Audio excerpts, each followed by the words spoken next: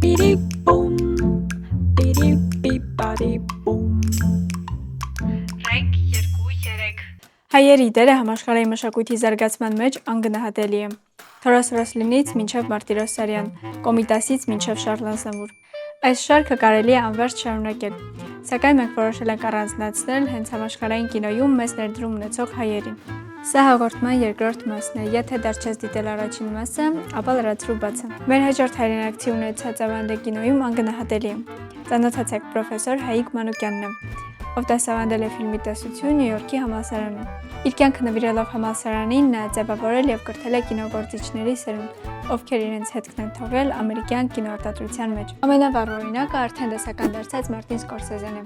Պրոֆեսոր Մանուկյանը մեծ ազդեցություն է ունեցել Մարտին Սկորսեզեի կյանքում։ Պարոն Մանուկյանը ամենաթանկարժեք նվերն էր, որ ես կարող էի ստանալ իմ կյանքում։ Նրա սերն ու նվիրվածությունը կինոյի հանդեպ ինձ ոգեշնչել են առաջ գնալ այս ոլորտում, ասել է Սկորսեզեն։ Վերջինիս հայտնի Raging Bull ֆիլմը նվիրված է Հայիկ Մանուկյանի հիշատակին։ Ի դեպ նա միակ հայը չէր Սկորսեզեի կյանքում։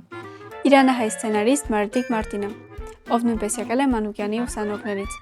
Աշխատել է Սկորսեզեի հետ մի շարք ֆիլմերում, հենց Մանուկյանի խորհրդով։ Չհեռանալով ամերիկյան կինոյից, անդրադառնանք մեկ այլ ամերիկահայի, ով անմիջական կապ չուներ կինոյի ստեղծագործական մասի հետ։ Գործարար, միլիարդատեր, բարերար եւ Հայաստանի ազգային հերոս Քրք Քրքորյանն է։ Նա ավելի հայտնի է որպես բիզնեսմեն եւ բարերար, բայց քչերը գիտեն, որ նա եղել է հոլիվուդյան Մետրո Գոլդվին Մեյերի տերը։ Երբ նա գնեց MGM-ի բաժնեմասերի մեծ մասը, ստուդիան սնանկ վիճակում էր։ Օգտագործելով բիզնեսի մասին իր գիտելիքները, նա կարողացավ ստուդիան հանել այդ վիճակից եւ փոխեց Հոլիվուդի պատկերացումները կինոինդուստրիայի մասին, ադապտացնելով այն նոր համակարգի։ Մեր հաջորդ հայրենակիցը ծնվել եւ ապրել է Հայաստանում։ Նրա անունն է Արտավազդ Փելեշյան։ Նա համարվում է համաշխարհային կինոյի դասականներից եւ իր դիստանցիոն մոնտաժի տեսությունը մոնտաժի զարգացման նոր քայլերից էր։ Նա նկարահանել է մի շարք վավերագրական ֆիլմեր։ Այդ ֆիլմերում օգտագործել մոնտաժային նորարարություններ։ Փելեշյանի «Մենք» վավերագրական ֆիլմում արդեն նկատվում էր նրա ոճը եւ մտածողությունը, որտեղ օգտագործվում էր նաեւ դիստանցիոն մոնտաժը։ Փելեշյանը դասավանդել է ռեժիսուրա տարբեր համալսարաններում եւ կինոդպրոցներում, իսկ նրա արվեստի մասին տպվել են բազմաթիվ գրքեր եւ աշխատություններ։ Փելեշյանի աշխատանքները ուսումնասիրվում են մինչ օրս եւ շատ բարձր են գնահատված համաշխարհային կինոյում։ Ի դեպ կինոռեժիսոր Սերգեյ Փարաջանովը Փելեշյանին անվանել է բացառիկ կինոհանճար։ Ռեկ 2-3 Մինչ հաղորդման երկրորդ մասին անցնելը, եթե ձեզ դուր է գալիս այնինչ անում ենք, կարող եք աջակցել Լումին մեր Patreon-ում։ Ամսական ընդամենը 1 կինոյի տոմսի արժեքով կարող եք օգնել մեզ ստեղծելու ել ավելի որակյալ բովանդակություն։ Իսկ դրա դիմաց կստանաք նոր թողարկումները բոլորից շուտ, բոնուսային կոնտենտ եւ կդառնաք Լումի փակ համենքի մի մասը։ Աջակցելու համար պարզապես կանավորեք QR կոդը։ Ռեկ 2-3 Խոսենք մեկ ուրիշ հանճարի մասին, ու մասնագիտությունը ամենաթերագնահատվածն է կինոաշխարհում։ Հայկական արմատներով ամերիկացի սցենարիստ Սթիվեն Զայիլյանն է, ամենահարգված եւ ճանաչված մարդկանցից իր ոլորտում։ Նա ծնվել է Ֆրեզնո քաղաքում,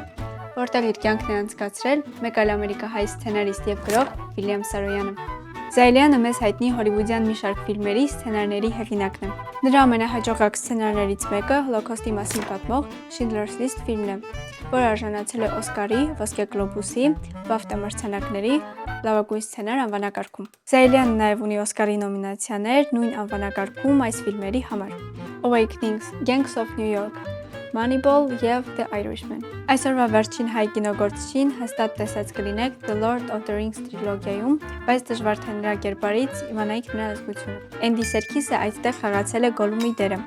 Նաև The Planet of the Apes-ում մարմնավորել է Ցեզարի կերպարը։ Սրանք միգուցե նրա ամենահայտնի դերերն են, բայց Սերքիսը ունի դերասանական մեծ տաղանդ։ Անցնելով անգլիական դերասանական դպրոցը, նա խաղացել է հոլիվուդյան եւ անգլիական մի շարք ֆիլմերում, ամրապնդելով իր դերը կինոաշխարհում։ Պատահական չէ, որ նրա ամենահայտնի դերերը համակարգչային գրաֆիկայով ստեղծված կերպարներն են։ Նա 2011 թվականին հիմնադրել է Imaginarium համակարգչային էֆեկտների ստուդիան եւ համարվում է այս ոլորտի կնքահայրը։ Նա 2020 թվականին արժանացել է BAFTA մրցանակի անգլիական կինոյում ունեցած բացառիկ ներդրումների համար։ Եզրափակելով հայերի մասին հաղորդումները, մենք տեսանք, որ ինչպես անցյալ տարում, այնպես էլ հիմա հայերը եղել են ու կան համաշխարհային կինոյում եւ կարողացել են ազդել, զարգացնել ու փոխել կինոն։ Իհարկե, այս հայերի թիվը այնքան շատ է, որ կարելի է մի ողջ հաղորդաշար նվիրել նրանց, սակայն կինոաշխարհի այլ թեմաներ նույնպես սպասում են մեզ։ Իսկ դու բաժանորդագրվիր Լումի YouTube-յան ալիքին եւ հնարավորության դեպքում աջակցիր մեզ Patreon-ում։